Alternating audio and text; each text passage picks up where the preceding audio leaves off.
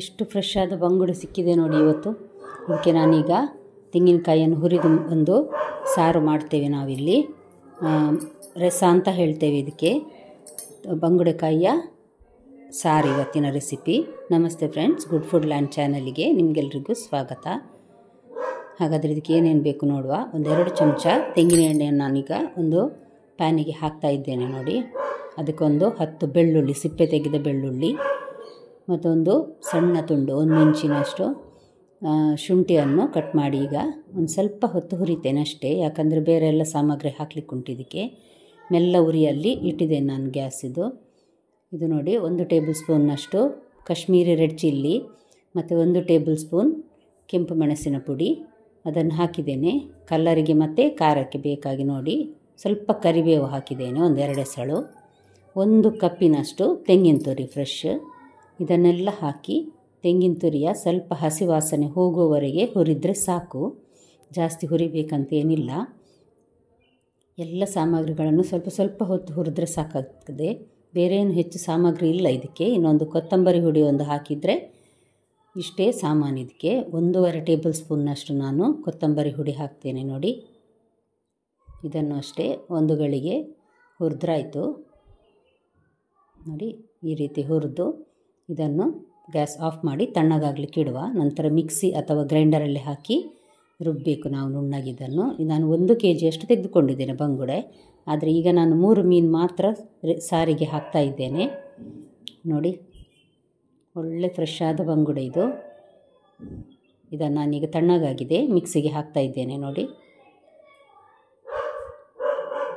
ಇದಕ್ಕೀಗ ಕೆಲವು ಸಾಮಗ್ರಿ ಹಾಕಲಿಕ್ಕಿದೆ. ಒಂದು ಸಣ್ಣದ ಸ್ವಲ್ಪ ಮೀಡಿಯಮ್ ಸೈಜಿನ ನೆಲ್ಲಿ ಗಾತ್ರದಷ್ಟು ಹುಳಿ, ಅಂದರೆ ಒಂದು ಅರ್ಧ ಲಿಂಬೆಹಣ್ಣಿನ, ದೊಡ್ಡ ಲಿಂಬೆಹಣ್ಣಿನ ಅರ್ಧದಷ್ಟು, ಮತ್ತು ಒಂದು ಮೀಡಿಯಮ್ ಸೈಜಿದೊಂದು ಈರುಳ್ಳಿಯನ್ನು ತೆಳುವಾಗಿ ಕಟ್ ಮಾಡಿ ಹಾಕಿದೆ ನೋಡಿ. 1 ಲೋಟದಷ್ಟು ನೀರು ಹಾಕಿ ಇದನ್ನೀಗ ನುಣ್ಣಗೆ ರುಬ್ಬುವ.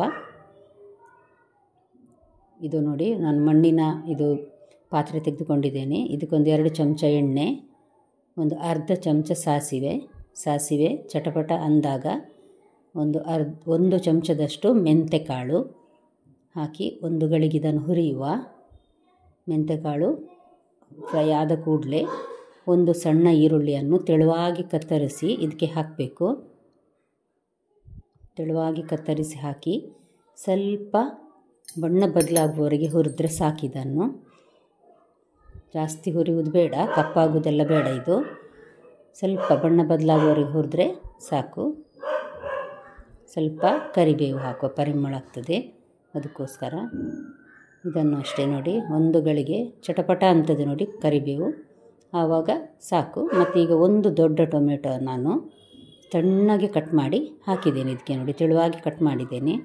ತೆಳುವಾಗಿ ಕಟ್ ಮಾಡಿದರೆ ಬೇಗ ಫ್ರೈ ಆಗ್ತದೆ ಅದಕ್ಕೋಸ್ಕರ. ಮತ್ತು ಸ್ವಲ್ಪ ಉಪ್ಪು ಹಾಕಿ ಈಗ ಇದನ್ನು ಚೆನ್ನಾಗಿ ಬೇಯುವವರೆಗೀಗ ನಾವು ಇದನ್ನು ಬೇಯಿಸಬೇಕು. ಸ್ವಲ್ಪ ಹುರಿದು ನಂತರ ಬೇಯಿಸಬೇಕು, ಮುಚ್ಚಳ ಮುಚ್ಚಿ ಮೆಲ್ಲ ಉರಿಯಲ್ಲಿಟ್ಟು ಬೇಯಿಸ್ತಾ ಇದ್ದೇನೆ ನಾನು ನೋಡಿ. ಈಗ ಇದು ಮಸಾಲೆಯನ್ನು ನುಣ್ಣಗೆ ರುಬ್ಬಿ ತಂದಿದ್ದೇನೆ ನಾನೀಗ.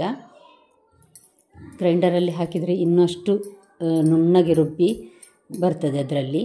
ಮಿಕ್ಸಿಯಲ್ಲಿ ಸ್ವಲ್ಪ ಅಷ್ಟೊಂದು ನುಣ್ಣಗೆ ರುಬ್ಬಲಿಕ್ಕೆ ಆಗೋದಿಲ್ಲ ನೋಡಿ. ಈಗ ನಾನು ಮುಚ್ಚಳ ತೆಗೆದು ನೋಡಿದರೆ ಬೆಂದಿದೆ. ಇನ್ನು ಸ್ವಲ್ಪ ಮೆತ್ತಗಾಗಲಿ. ಈಗ ನೋಡಿ ಸರಿಯಾಗಿದೆ. ಈಗ ನಾವು ರುಬ್ಬಿಟ್ಟ ಮಸಾಲೆ ಇದೆ ನೋಡಿ, ತೆಂಗಿನಕಾಯಿ ತುರಿ ಸಾಮಾನಿದು, ಅದನ್ನೀಗ ನಾವು ಇದಕ್ಕೆ ಹಾಕುವ. ಮತ್ತು 1-1.5 ಲೋಟದಷ್ಟು ನೀರನ್ನು ಮಿಕ್ಸ್ ತೊಳೆದು ನಾನು ಹಾಕಿದ್ದೇನೆ. ಈ ಸಾರನ್ನು ತುಂಬ ತೆಳುವಾಗಿ ಮಾಡೋದಿಲ್ಲ, ಸ್ವಲ್ಪ ದಪ್ಪವೇ ಇಡ್ತಾರೆ ಇದನ್ನು. ತೆಳುವಾಗಿ ಮಾಡಿದರೆ ಅಷ್ಟೊಂದು ರುಚಿ ಆಗೋದಿಲ್ಲ ಇದು.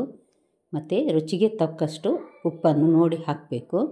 ಚೆನ್ನಾಗಿ ಮಿಕ್ಸ್ ಮಾಡಿ ಈಗ ನಾವು ಮುಚ್ಚಳ ಮುಚ್ಚಿ ಮಧ್ಯಮ ಉರಿಯಲ್ಲಿ ಹುರಿಲಿಕ್ಕಿಡುವ.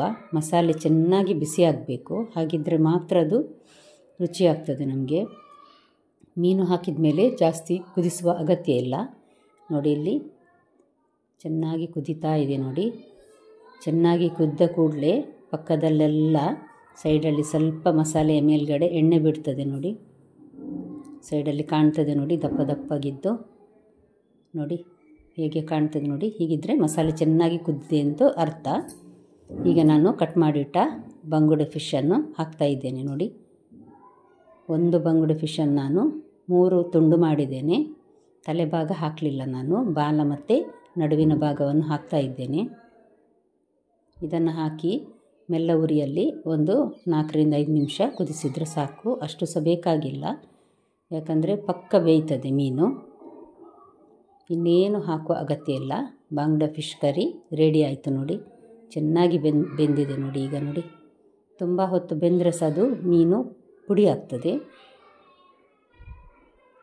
ಹಾಗಾದರೆ ನೋಡಿದ್ರಲ್ಲ ಫ್ರೆಂಡ್ಸ್, ನಿಮಗಿದು ಈ ಅಡುಗೆ ಇಷ್ಟ ಆಗಿದೆ ಅಂತ ತಿಳ್ಕೊಳ್ತೇನೆ. ಮೀನಿನ ಸಾರು, ಬಂಗುಡೆ ಫಿಶ್ ಕರಿ ನಿಮ್ಗೆ ಇಷ್ಟ ಆಗಿದೆ ಆದರೆ ದಯವಿಟ್ಟು ಲೈಕ್ ಮಾಡಿ ಹಾಗೂ ಸಬ್ಸ್ಕ್ರೈಬ್ ಮತ್ತು ಶೇರ್ ಮಾಡೋದನ್ನು ಮರಿಬೇಡಿ. ಧನ್ಯವಾದ.